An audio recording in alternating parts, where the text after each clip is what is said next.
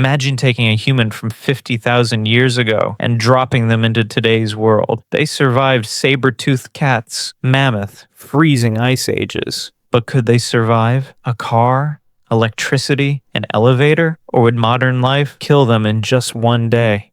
For thousands of generations, every danger they faced could be seen. A predator, a falling tree, a charging mammoth. Their instincts evolved for a natural world, but today's dangers are completely invisible. Modern humans survive them not because of instinct alone, but because of shared knowledge, technology, and culture. The first modern accident wouldn't be electricity. It wouldn't be fire. It would be a car. To an ancient human, this wouldn't look like danger. No claws, no teeth, no growl, just a strange object moving impossibly fast. Their instincts evolved to escape predators, but a car isn't a predator. It never gets tired. It never hesitates. It never changes its mind. By the time their brain understood what was happening, it would already be too late. Modern transportation depends on learned rules and technology rather than instincts that evolved in prehistoric environments. But the car wasn't the biggest threat. The real danger couldn't be seen. It had no eyes, no teeth, no sound, no smell, just invisible energy. To an ancient human, a wire would look completely harmless. Nothing in nature had ever prepared them for something they couldn't see but could kill them in an instant. Their instincts, it would never tell them to stay away, because evolution never had to prepare humans for electricity. Modern civilization depends on understanding and safely controlling electricity, something learned through science and technology rather than ancient survival instincts. Then they would find a tiny room with no windows, no fire, no sunlight, just four walls and strange metal doors. Someone walks inside, the doors close, and suddenly the room begins to move, but nothing outside is moving. To an ancient human, this would make absolutely no sense. Their instincts would scream to get out. But perhaps the strangest thing wouldn't be electricity or elevators. It would be fire. Ancient humans respected fire. They gathered around it, cooked with it, stayed alive because of it. But modern fire is different. Today, fire hides inside our walls. It flows through tiny wires. It waits inside batteries. And sometimes one tiny spark is enough to destroy an entire building. To an ancient human, that would feel impossible, because in their world, fire always had a beginning. Someone made it. Someone watched it. Someone controlled it. But today, fire can begin all by itself. At least, that's how it would seem. Modern fires often start from electrical faults, damaged batteries, or gas leaks. Hazards that require scientific understanding and safety systems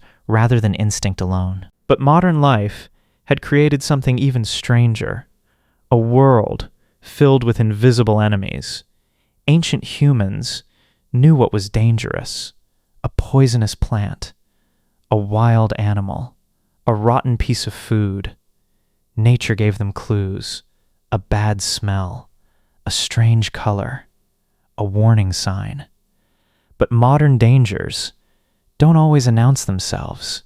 A clear liquid, a white powder, a harmless-looking gas. Something that appears completely normal could be deadly. To an ancient human, this would feel like magic. How could something invisible, inside the air, or hidden inside a container, become a threat?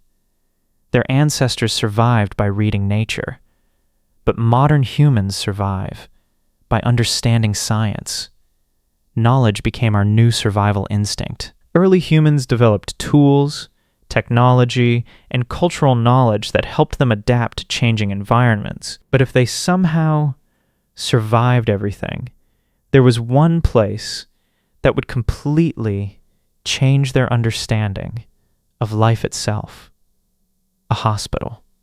To an ancient human, pain meant only one thing: survival or death. A broken bone could end a hunt. A deep wound could become an infection, and a simple fever might never end. But inside a modern hospital, strangers heal strangers.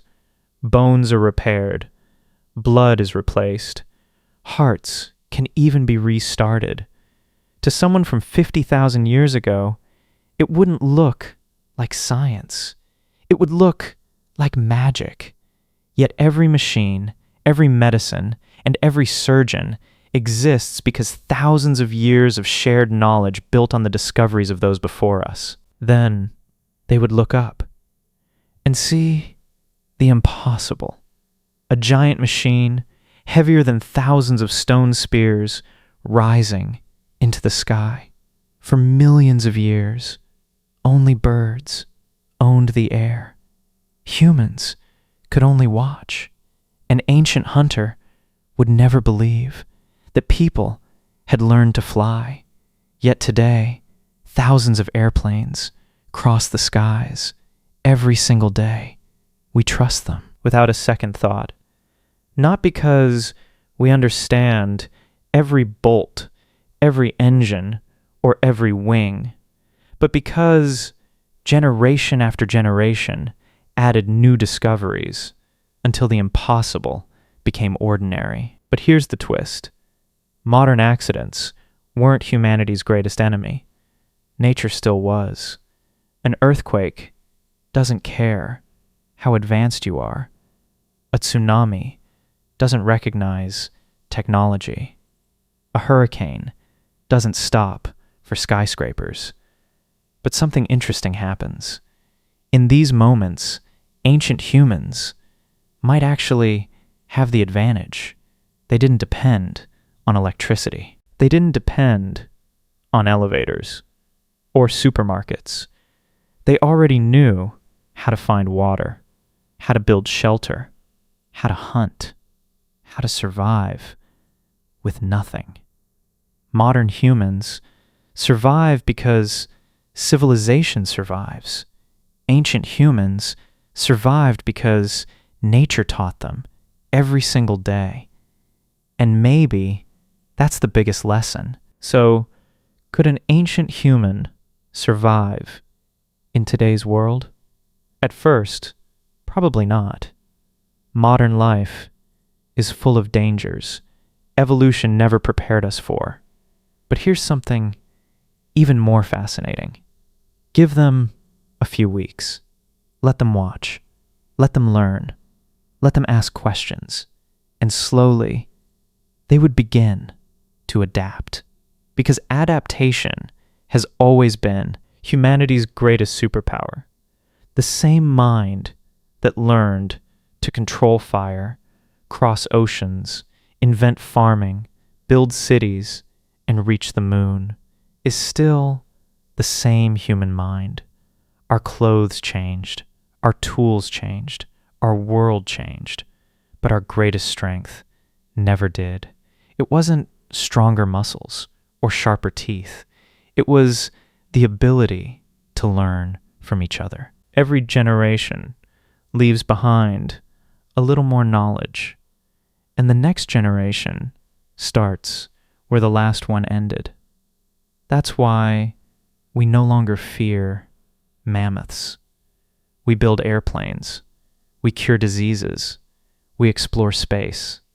Not because we're different humans, but because we inherited millions of ideas from those who came before us. Human success is widely attributed to cumulative culture, the ability to preserve, improve, and pass knowledge across generations, allowing each generation to build on the achievements of the last. So maybe we were asking the wrong question. The question isn't, could an ancient human survive today? It's, how did we become the kind of humans who could build today's world? Every road, every bridge, every hospital, every airplane, every computer began with a single idea, passed from one mind to another, across thousands of generations. No single human invented civilization. We built it together, one discovery at a time. Ancient humans gave us curiosity, courage, cooperation, the desire to keep learning.